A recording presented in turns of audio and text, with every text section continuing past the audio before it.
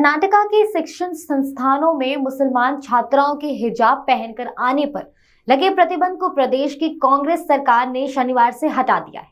कर्नाटका के मुख्यमंत्री सिद्धरमैया ने मैसूरू जिले के नंदनगुड में 3 पुलिस स्टेशनों के उद्घाटन के मौके पर शुक्रवार को ऐलान किया था।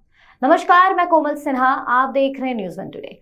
इसके पीछे मुख्यमंत्री सिद्धरमैया ने तर्क दिया कि पोशाक और भोजन का चुनाव व्यक्तिगत होता है, इसलिए इस पर प्रतिबंध नहीं होना चाहिए।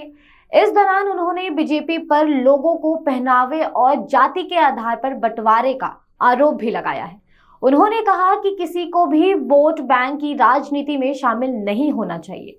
सीएम सिद्धरमैया ने भाजपा पर निशाना साधते हुए कहा कि वो कहते हैं सबका साथ सबका विकास, लेकिन टोपी बुर्खा पहनने वालों और दाढ़ी रखने वालों को वो दरकिनारा कर देते हैं।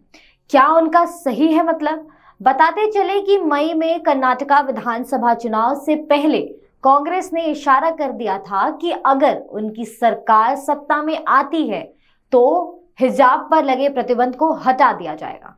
हिजाब बैन के एक सवाल पर सीएम सिद्धरमैया ने कहा, आप हिजाब पहन सकते हैं, मैंने निर्देश दिया है कि कल से इस पर कोई प्रतिबंध नहीं होगा।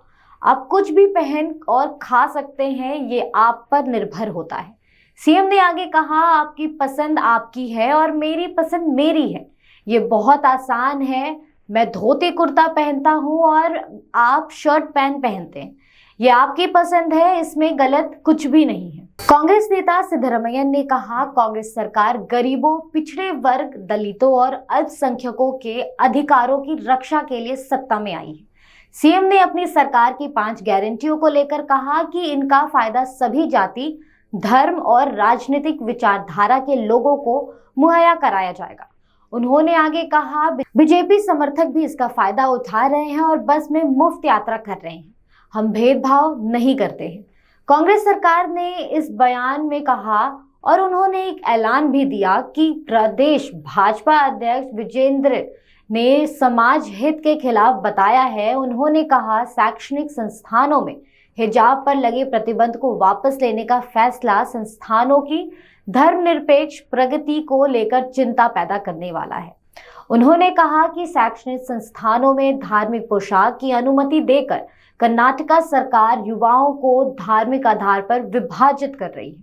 कर्नाटका भाजपा ने कहा कि सिद्धरमैया पीएफआई के गुंडों और अल्पसंख्यकों को खुश करने के लिए वोट बैंक के लिए संविधान में ही संशोधन करने जा रहे हैं। भाजपा ने कहा कि उनकी सरकार के निर्णय को सुप्रीम कोर्ट ने भी बहाल रखा है। आने वाले दिनों में जनता खुद इसे सबक सिखाएगी।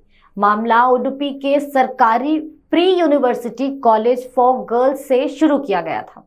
इस कॉलेज की 6 छात्राओं को हिजाब में कक्षाओं में आने की अनुमति नहीं दी गई थी। इसे लेकर दिसंबर 2021 में विरोध प्रदर्शन भी शुरू हुए, जो पूरे राज्य में शैक्षणिक संस्थानों में फैल गए थे।